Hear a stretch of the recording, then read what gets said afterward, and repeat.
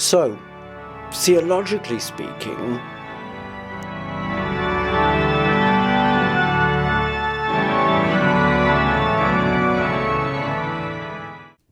hello and welcome to Theologically Speaking. I'm Kyle Leon Henderson.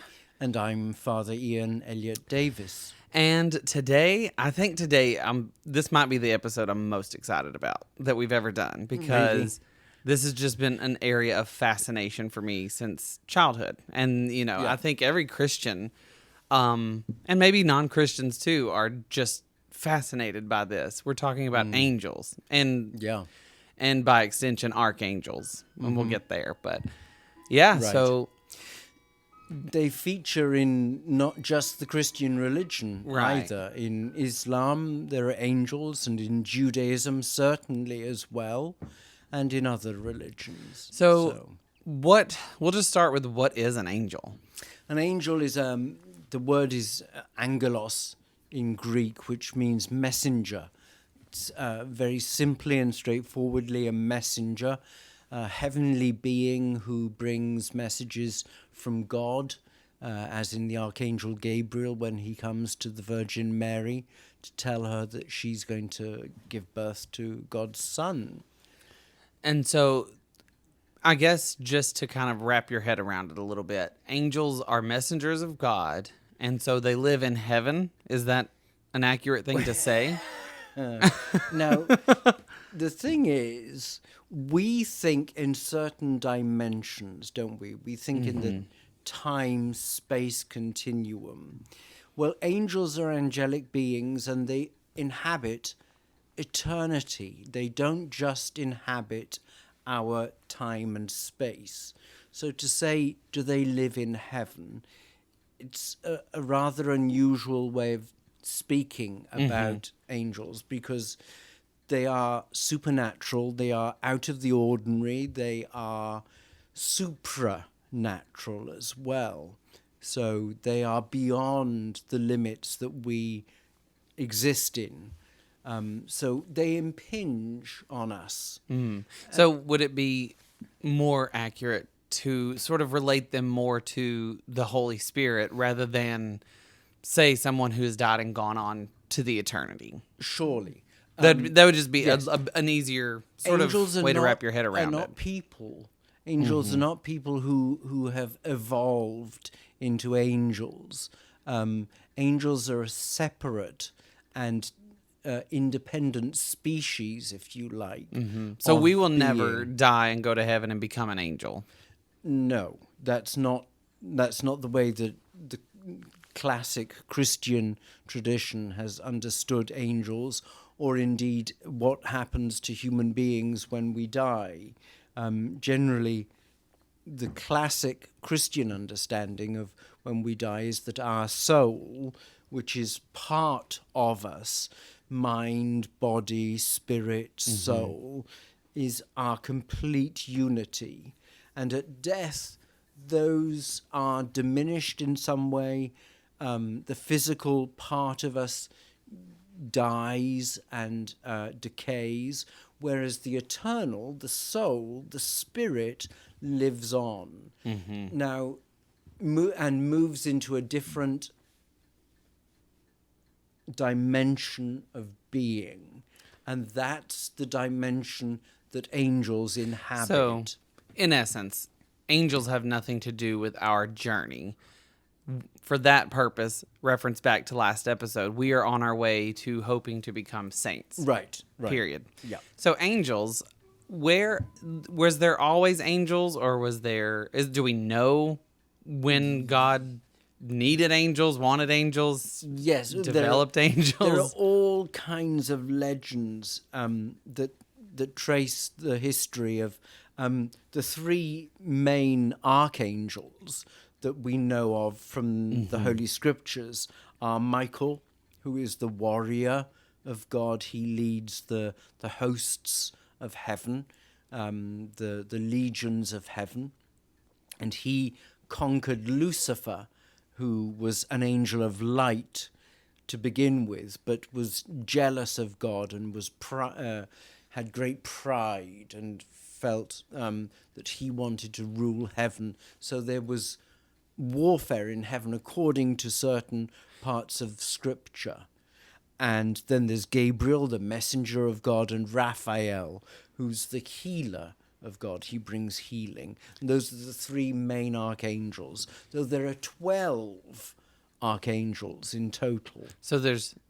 So I'm going to try to suss this out a little bit. So there's 12 archangels, and there's Yes. three sort of even more prominent than the rest of the archangels, the ones you just mentioned. Well, it's interesting that you should say prominent, because in fact they are the least. The angels and the archangels are the least of the heavenly beings. There are 3 choirs of angels with 3 sets of angelic beings within those choirs. Would you like me to just tell you? Well, let me stop you there for just a Okay, second, yes, because it's sure. starting to get a little crowded in my head a little. So, Right, and so I'm gonna just set us up for another episode if you give the answer, depending on which answer you give me. oh dear. You said they are the least of the heavenly beings. Yes. Are angels the only heavenly beings? No, they're not. So just so I know what we're going to talk about later in this Okay. show, what are other heavenly beings? Seraphim, cherubim, thrones, dominions, virtues, powers, and then the last choir are the principalities, archangels, and angels. So seraphim is not an angel, and cherubim Seraphim- is not an angel. They are angelic beings. They are the highest. They are the most prominent of the angelic beings. The seraphim actually occupy, if one can use metaphor for a moment, they occupy the space around God's throne, and they keep silence because their sole purpose, their sole job is to worship Almighty God. Now, there are other angels who sing. They sing, holy, holy, holy, as in Isaiah chapter 6. Isaiah has the vision of the throne in the temple, and there's a great earthquake. So would it be accurate to say that God's throne is in heaven? God's throne is in heaven, but that means that God's throne is everywhere, but it's not part of the universe as we understand the cosmos. And also, you said that the seraphim circle the throne to protect the throne. What are Right. they protecting the throne from? Well, they're guarding the throne, the silence, because it's said that around the throne of God there is perfect, utter perfection, stillness, beauty, silence, and it's as if everything has reached perfection. And we can't comprehend. We can only guess at vague metaphors and symbols that can try to apprehend, to comprehend what we're talking about, really. So is that what the purpose of an angel is? To either protect the throne or to sing for the Lord and to Angels, all angelic beings, do have- something. They were created to do things. They are God's messengers. They are God's workforce, if you like, and they will perform whatever God tells them to do. They perform And God's so will. there's messengers too. We Right. see, and that's probably the one place that we meet angels as humans. Right, right. They come to tell us things Yes. from God. Yes. Is it always the same messenger angel that comes here? No, it's not. But the one that we are most familiar with is the Archangel Gabriel. I don't know if you can see the little triptych that I have Yes, there. yes. That's the Annunciation. for the viewers at home, it's a classic Annunciation scene where the archangel arrives and tells Mary that she's going to have a child. But each angel, each angelic being, I should say, has a specific purpose, and that is their job description, if you like, is to fulfill God's will, whatever that may be. Is there a finite amount of angels that we know? Do we know that there's we know there's 10,000, or we know there's 14, or whatever, There are an infinite number of heavenly beings. And of course, that's the classic question that used to be asked: how many angels can dance on the head of a pin? I don't know if you've ever heard. I have heard that. That's a classic kind of conundrum. How many angels can you get to dance on the head of a pin? Well, that's really trying to comprehend that there are billions, if not zillions, and trillions of angels that can squeeze onto the head of a pin. And I've got a poem later on by Billy Collins that asks that very question. They are because they are supernatural beings, they can occupy space that we are unaware of. They move in dimensions that we are unaware of. Because they're not constrained by the limitations of our dimension. They're not constrained. They do what God wants, just as God is not somewhere, he's everywhere. Angels can be they're a product of God. Right. They can be wherever God asks them to be or tells them to be. Do angels have a purpose here today for us? Yes, they do. They are around us, I believe, constantly. They are a permanent feature of the world, no matter how bleak and grim and sorrowful things may be. There are still angelic beings who guard us, who protect us, who guide us, who show us the way. Do you think they play a role in, say, they always say your guardian angels are watching over you? Do you think they are sort of navigating us through life? Are they the workers who answer prayers? Are they the show me the truth, God? Are they the person that turns your gaze to the truth? Is that accurate to say? I think you're quite right in that. And I never thought about it like that. It just kind of in this conversation, it stumbled to me to think of it that way. So before we get too far away from the source, I want to talk about what is the difference between an angel, an archangel, a guardian angel. Right. Get into that realm of. Well, a guardian angel is meant to be your own personal guardian who is appointed at your birth to protect you, to guard you, to look after you. And that's not something that we mold that to make ourselves feel closer to God, or is that an actual being, an actual thing, a guardian angel for each of us? I believe that they are beings, and they are actual entities that exist. I can't define an angel. They're beyond definition, but I can offer metaphors and symbols and allusions as to how and why they work and where they work and whether they're in time or outside of time, whether they're in the space that we're in or their space intersects with ours. And I'm aware that I think that is my job here as sort of the inquisitor of the keeper of knowledge, to try to take as much of this intangibleness that is Christianity and make it as tangible as possible. Right.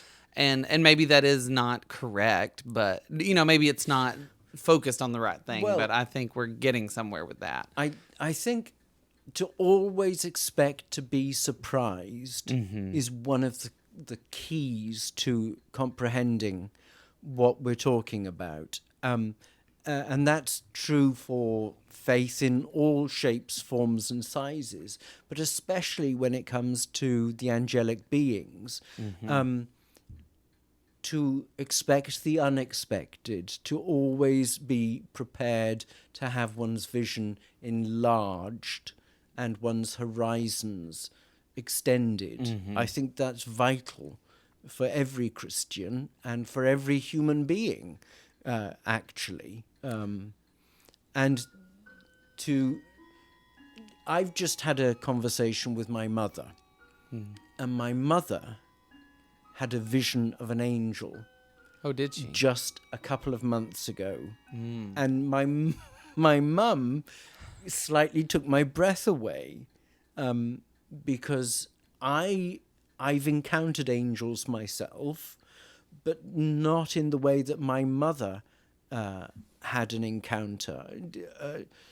My mother's encounter with an angel was truly supernatural. It was a being of immense size and beauty and colours and forms that we can't comprehend. Heavenly colours was the way my mother described it. Now, I've met angels because I think, very often they're in disguise, to be honest with you. Just like in some of the movies, people... Like the show Touched by an Angel, do you remember that? I haven't seen that. Della Reese, well, she's this larger-than-life African-American woman with this deep baritone voice. Right. And she can sing, and it was this band of 3 angels. They looked just like us, but they were intervening in people's lives throughout the show. That's what the whole show's about. Right. But they come for a moment to change the direction and change the mindset, and then they go on their way. Right. So. Right. And we're in the city of angels, so we should expect that that there are presences around us.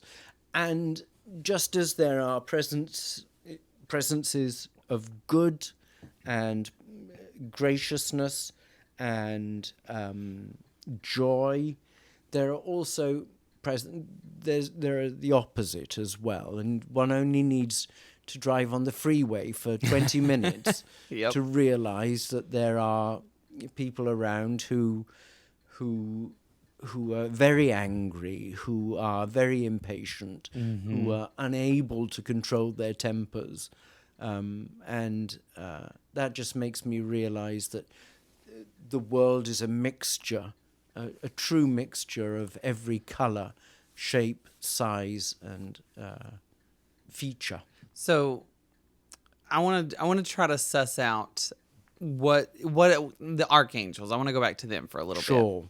What is the difference? I mean, what is that? Their distinction. What is the distinction of an archangel? And why are they archangels? And what does archangel mean? Right. Well, the person, somebody called Pseudo-Dionysius, the Areopagite. Ooh, that's a mouthful. He wrote extensively on the nature of angels and archangels and all of the heavenly choirs, the hierarchies of angels and angelic beings.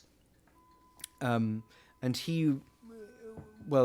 Dionysius was meant to have been a very, very early saint, converted at Athens by St. Paul, but this is Pseudo-Dionysius, who is somebody who's writing in the style of that yes, Dionysius. I remember that from, I think, episode 2 or 3. Right. We talked about that. Oh, okay. Yeah. So he wrote about the celestial hierarchies and also about the earthly hierarchies.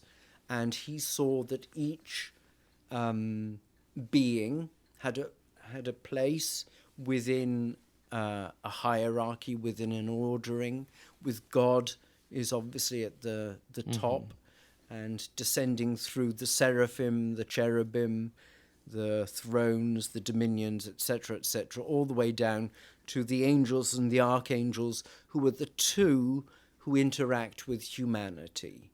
So that's the angels are numerous.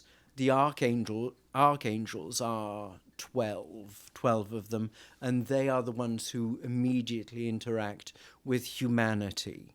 They're the one. So anytime an angel of God comes down to speak to a human, it's an archangel who's doing that. An archangel or an angel, yes. Yeah. Does God love the angels? I mean, I guess in a sense God is love, but does God have a relationship with angels in the same way that he would have with humans? This is one of the mysteries of the Christian faith and one of the miracles of our religion. The angels are these supernatural, super powerful beings, and they lack a soul. We have something that they do not have. We are made in the image of God. The image of God is imprinted indelibly on each and every single human being. The angels do not have that. That's interesting. And that's, Paradise Lost is a whole kind of other series of writings about. So there's nothing that we have that we can definitely say that angels even have a personality. Oh, they have personality. They do. They do. And they're powerful, and they're also dangerous as well. There's a wonderful story that the Bishop of Europe used to tell. I think it was Geoffrey Rowell, who was the Bishop of the Episcopal Church in Europe. He took a group of pilgrims to the Middle East, and they were visiting Orthodox cathedrals and churches and abbeys, like St. Catherine's Monastery in the desert in Mount Sinai and places like that. And they went to one cathedral, which is particularly holy and particularly sanctified in the Orthodox tradition. And it may have been in Ethiopia, I'm not sure, but they arrived late. And so the liturgy, they don't call it the Mass, they call it the liturgy, which is very extensive and very long if you've ever been to an Eastern Orthodox Christian liturgy. It was coming to an end, it was drawing to a close. And Bishop Geoffrey Rowell asked the priest, would it be okay for the pilgrims to go into the building and to see the building, because the service had just finished, and so there'd be no one around, and would it be okay? And the priest said to the bishop, no, it is dangerous to be in church at this moment because the air is still dense with the incense. And for the Eastern Orthodox, the incense is an indication of the presence of God and of supernatural beings. And the dismissal at the end of Mass, go in the peace of Christ, or the Mass is ended, go in peace, is addressed not to the congregation, but in the Orthodox Church to the angels, telling them to go peacefully and to not. So they feel they have a reason to beseech the angels to go peacefully. Right. Otherwise they would not. Right, yes. Because they are powerful, mighty beings. Oh, wow. So I want to get into a little bit, because you mentioned it at the top of the show, and I've always heard snippets of this throughout time. Lucifer. Lucifer Right. is in conflict with God because he wants to rule heaven. Right. Yeah. Those are your words. I'm not Right. I'm not Right. making myself knowledgeable about this at the top. This is my question of sussing it out. I've always heard that Lucifer is Satan. Is that Yes, correct? that is correct. Because yes. Lucifer got into conflict with God and God eventually banished him to hell. Yes. There, in the Bible, there are apocalyptic writings, and notably the book of the prophet Daniel, the Revelation to St. John the Divine at the very end of the New Testament. The apocalyptic language describes how a third of heaven rebelled against God, and there was warfare in heaven. And it says that the great dragon, Satan, Lucifer, who had been an angel of light, the bright morning star, was cast out of heaven by Michael leading the heavenly legions. So the bright morning star, that just sounds like he was held in such higher regard than any other angel, as if Yes. he might have been God's favorite. Yes. Yeah. And maybe and confidant even. I mean, would that be fair to say that he was a confidant of God? That's something I wouldn't know about, because Or anybody would have the authority to even speak on, I guess. and nobody would know, if because the whole point of being a confidant is that nobody knows. That's true. That is true. That would be confidence betrayed if we knew. Yeah. Well, and he did betray God. He went against God's will, and fell from heaven. And legend has it he took a third of the heavenly host with him. And I was always, when you're a kid, you hear it and it just becomes truth. You don't examine it to even have a follow-up question. But I was always under the notion that Satan, who was Lucifer, has angels as well. Demons, yes. Demons. So they're demons. Yeah. Why do we? I mean, I don't want to get too deep into it, just because I don't want to get too far off topic. But how did Lucifer become Satan? Like, what is why the name change? Why was he the anti-God person in our lives? Well, going back to what I was saying earlier, we're thinking very much in human terms. Right. This is actually in terms of eternity, outside time and space. And Lucifer, the angel of light, the bright morning star, was jealous of humanity, jealous of God, was full of pride, and therefore fell from his place of grace in the heavenly realm.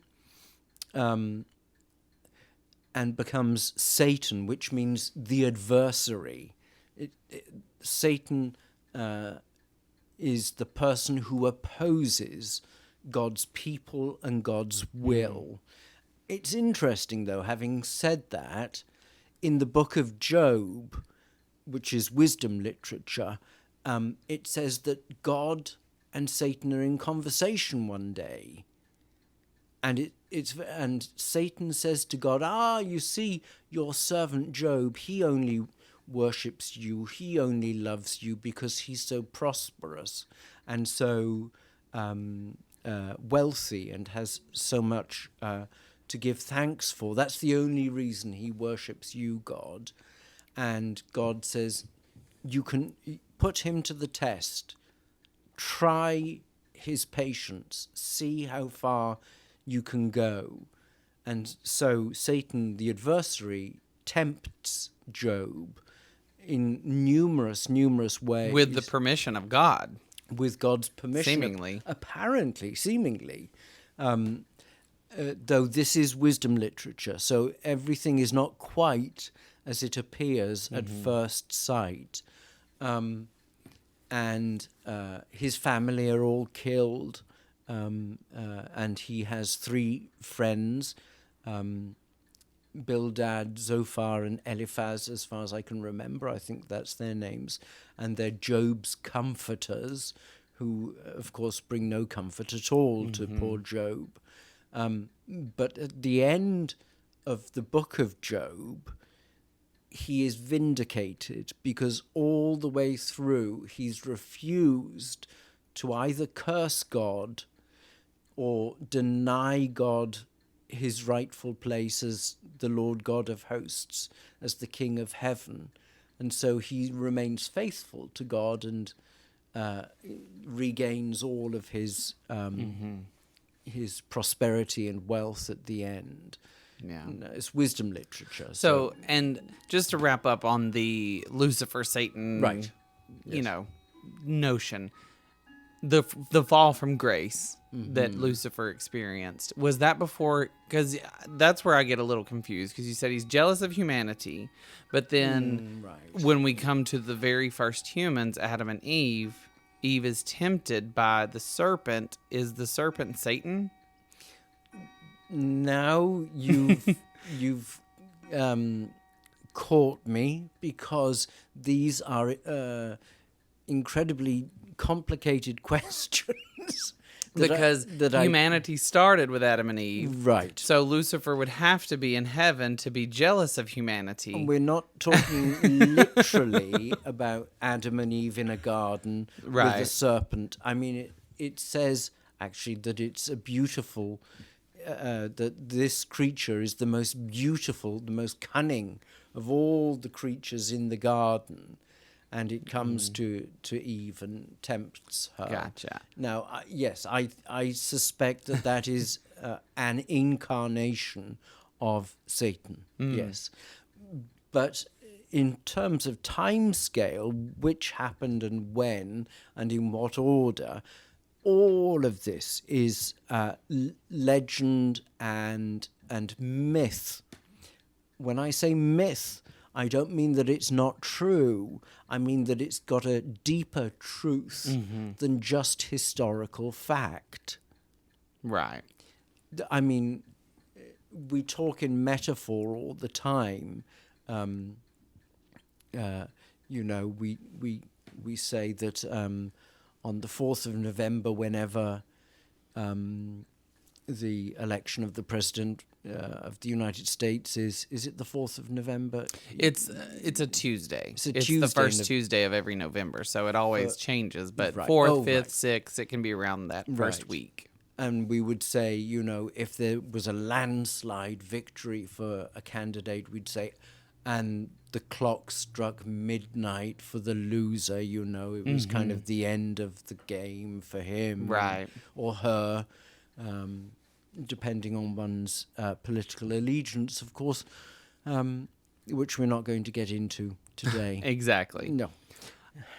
Is there anything that we didn't cover about angels that is just we didn't touch on? Because, I mean, I could just talk endlessly, and any subject we talk about, we can come back to at some point. Oh, you have a whole second side of your page of notes there. Oh, I've got tons of notes.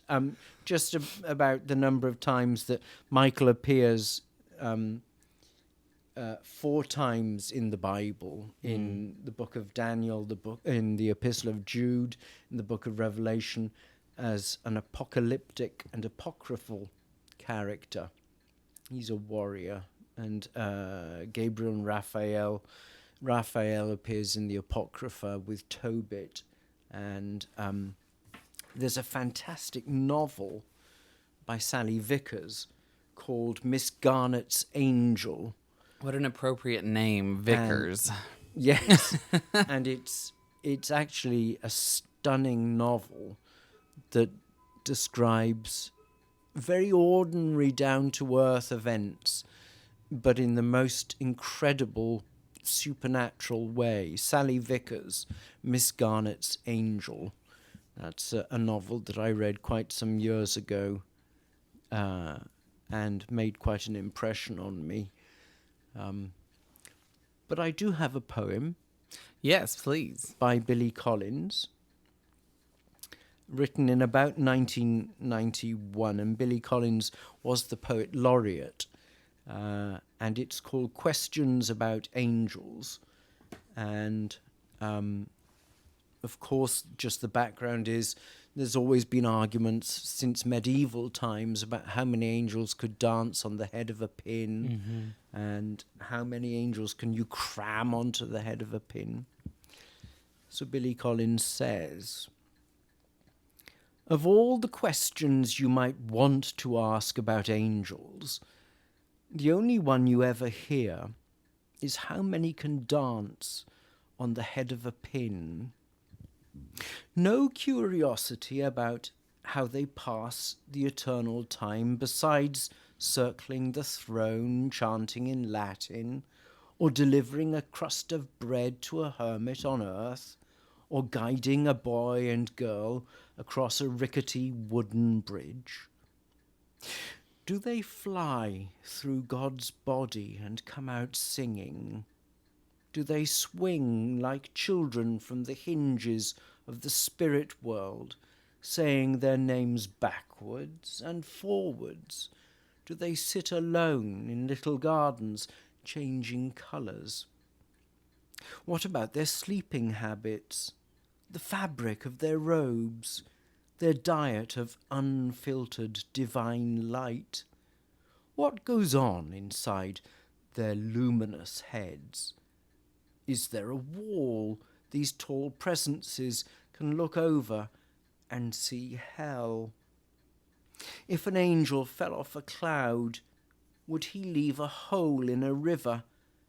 And would the hole float along endlessly, filled with the silent letters of every angelic word? If an angel delivered the mail, would he arrive in a blinding rush of wings, or would he just assume the appearance of the regular mailman and whistle up the driveway reading the postcards? No. The medieval theologians control the court. The only question you ever hear is about the little dance floor on the head of a pin, where halos are meant to converge and drift invisibly. It is designed to make us think in millions, billions, to make us run out of numbers and collapse into infinity.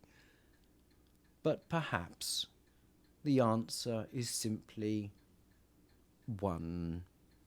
One female angel dancing alone in her stocking feet, a small jazz combo working in the background.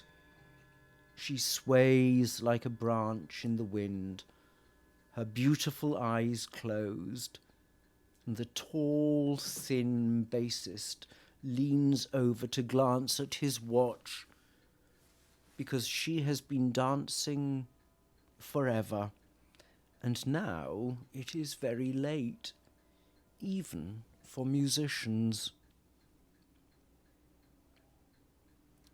That's very good. And it leaves me knowing that this is not the last episode we're going to have on angels. No, I think there's a lot more. There's so much more we can cover, but that will come in time. Thank you.